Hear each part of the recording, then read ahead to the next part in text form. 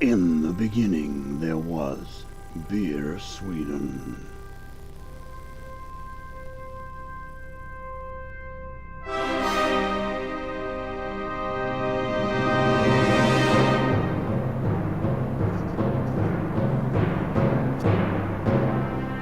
we on, Trev? Are we on? Hello, come up a bit, come up a bit. You there? Hello everyone and welcome to this very special and long awaited edition of BeerSwedenTV. You know why we're here, you've seen the bottle. It's because, Trev, Beer Sweden on Facebook has recruited its 1,000th follower. Fireworks and explosions. Where's your vuvuzela or whatever it's called? Cannons going off, please. That's an amazing achievement. And before we crack into what is going to be, and I tell you it is because I've had this beer before, a sensational, mind-altering, world-changing beer, I just want to say, take this opportunity to say a huge beery thank you to everyone that supported Beer Sweden TV and Beer Sweden the blog so far, and I think that comes from you too as well. Absolutely. Doesn't it? It's pretty actually wacky if you think about it. We started off not that long ago, just about sort of 9 months ago really, with the blog, and I think, you know, we've gone from 1 or 2 visitors on the first day to thousands and thousands of visitors that see what we get up to every day. Bit frightening really, Trev, if you think about it. A bit worrying really too, actually. That's why I sit behind the camera. Yeah, exactly, and rightfully so. But it's grown and grown and grown, and everyone in the Facebook community, I think we're building up what I hope is one of the most exciting, fun, interactive, dynamic Facebook communities out there in terms of beer. And I'm delighted that so many of you have got behind it, and you comment. You know who you are, that you're regularly putting your comments in. I love them all, most of them anyway. You know, there's some that, you know, sort of, you know, but most of them I think they're fantastic. I love them all actually. Whatever, they're good, they're bad, doesn't really matter. The fact is that you're getting involved and you're saying what you feel and what you think, and that's what it's all about. So we've reached 1,000. Now, does that mean we put our feet up and stop, Trev? Nope. It does not mean that at all. What it means is that we've raised the bar even higher. We're going for 1,500 now. I think we're going to crack that hopefully by the end of the summer. The sort of weather we're having right now, Trev, it feels like the summer's over already. But we've got to keep going, people. We've got to keep going. We've got to keep trying better beers, more beers, having even more fun with beers, and that's our promise, that we're going to carry on doing that. But I did say many, many months ago that if we got to 1,000, we were going to open a sensational beer, and I'm true to my word, because today we are going to be trying this one. Now, if you are a beer geek, or you've got your beer geek stripes, you'll already know about this beer. This beer is considered one of the best porters in the world. It's an imperial porter. It is ranked, I think, currently around sort of low 20s in the world when you look at the rate beer top 50 table. Its big brother, which is the Kagan version of this one, which is the one that's actually aged in bourbon barrels, is every now and again the #1. It's either #1 or #2. So this family of imperial porters from Närke's Kulturbryggeri down there in Örebro is absolutely considered world-class stuff. Top of the league. I was very lucky to have a bottle of this back in 2006, I think, for the first time, 2007. This is a 2008 vintage that we're going to try. It's 9.5%. What do I know about it? Well, actually, other than the fact that it's a sensational beer, the way it's made in open, it's unpasteurized, unfiltered of course, very, very limited, only a few 100 litres of this are ever made every year. It's very, very difficult to get hold of. You can't buy this in the Systembolaget. You have to go to some selected outlets and some bars, normally the Bishop's Arms, in order to be able to get your mitts onto one of these. I know that if there's some Americans or people living outside of Sweden that are watching this tape, how frustrated you guys must be because you can't get your hands on this sort of stuff.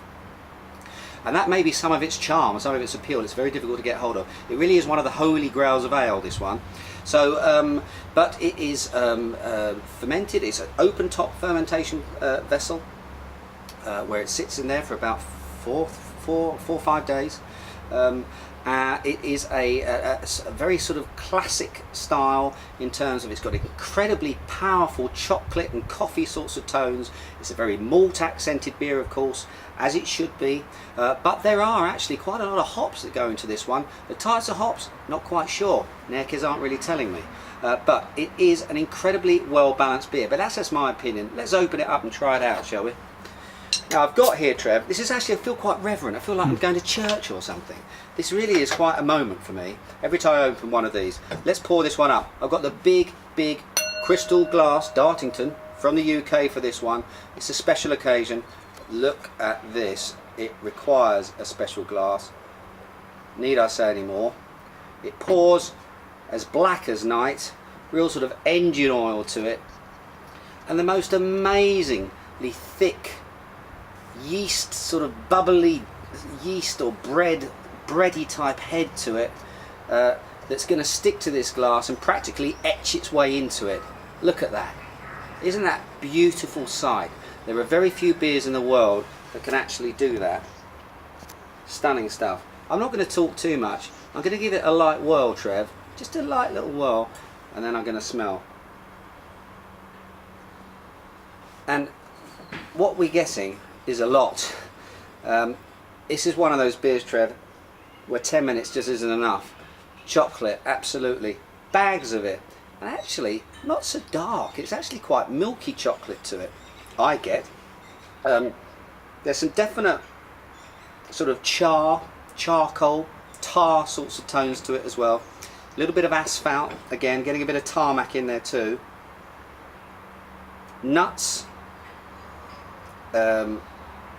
Licorice is definitely there too. I mean, it's incredibly complex. This is a sipping beer par excellence. You really do just need to spend a lot of time with this one. We haven't got a lot of time, so I'm going to take a little sip.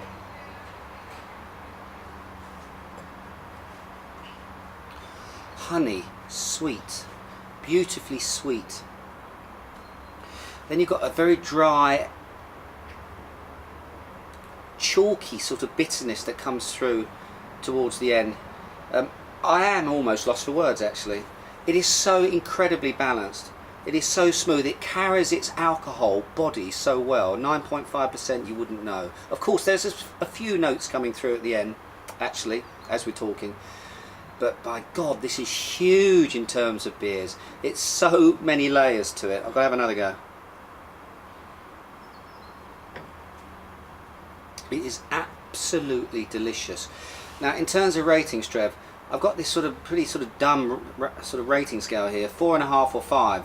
It's got to give it a 5. This is actually a 5. I'll probably put it around 4.8. I think there is another couple of beers, and maybe just pick this in the beers that we can potentially try on BeerSwedenTV, but there aren't very many out there. I'm going to give this a 5, Trev. It's actually legitimately the first ever 5 on BeerSwedenTV. Cool. To celebrate the 1,000th Facebook fan or follower that we have now. Can't call them fans anymore. Friends, chums. That's what you are.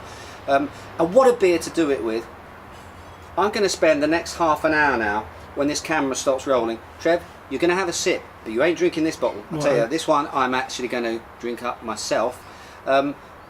Again, while I leave myself, and if you lead me to this, I just want to say one more time, a huge thanks to everyone that's got behind BeerSwedenTV the way you have. Here's to the next 1,000 followers. Until the next time, cheers and beers.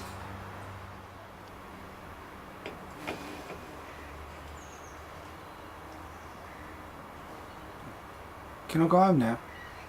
You do whatever you like, Trev. Prunes. Prunes, Trev. What are prunes called in Swedish? Torkade plommon. I want to go home. Tobacco leaves, Trev. Tobacco leaves. Brown sugar as well. There's definitely lots of brown. I've had enough of this. I'm going home. A treacle. A bit of wood as well. Sort of musty wood. Trev. Soya sauce. Oh, shut up. Soya sauce.